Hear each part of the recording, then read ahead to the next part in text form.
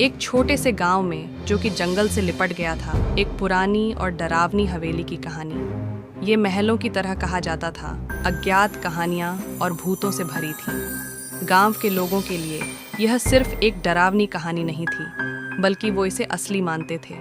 हवेली के साथ कई अनूठे किस्से और अजीबोगरीब घटनाएं। जिसने भी उसे देखा, उसकी आंखों में भय और आश्चर्य दोनों एक ही थे।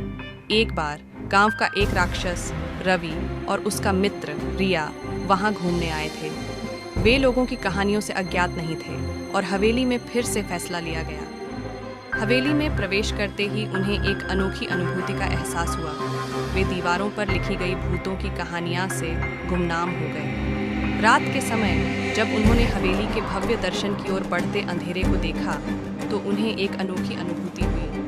वहां कुछ विचित्र घटनाएं हो रही हैं। दरवाजा बंद हो रहे थे, विचार शून्य आवाजें घूम रहे थे और भूतों की परछाइयां घूम रही थीं। उन्हें लग रहा था कि कुछ अलग हो रहा है, जैसे कोई उनका पीछा कर रहा हो। वे वैली के सबसे गहरे हिस्से में स्थित हैं, जहां एक पुरानी और भीषण घटना सामने आई है। हवेली का रहस्य खुला, जिसमें एक प्रेतात्मा की बातें सामने आईं, जो वहां के सभी सामानों के बीच में निकली थी।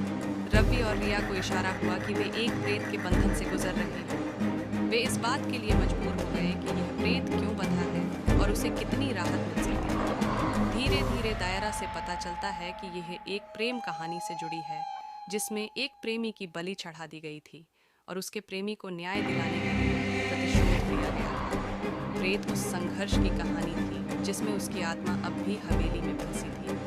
रवि और रिया को यह लेबल लगेगा कि यह प्रेत के बंधन को तोड़ने का समय है। वे प्रेत की भूख और उसकी आत्मा को शांति के लिए अंतिम संघर्ष में प्रवेश कराते हैं। धीरे धीरे वे भूतिया हवेली के आंतरिक रहस्यों को सुलझाते हैं और वे प्रेत को उनकी शांति की शांति प्रदान करते हैं। यही उनकी कहानी है। और सुबह वो लोग सूरज की नई किरण के साथ ही हवेली के बाहर निकल आते हैं। यह देखकर सभी लोग खुश हो जाते हैं। यह बहुत ही खुशी का समय था, क्योंकि हवेली के सभी रांचों से छुटकारा मिल चुका था। जब वे उस हवेली से बाहर की आकृतियां बनाते थे, तो पता चलता था कि उन्होंने भूतिया हवेली की जमीन में छेने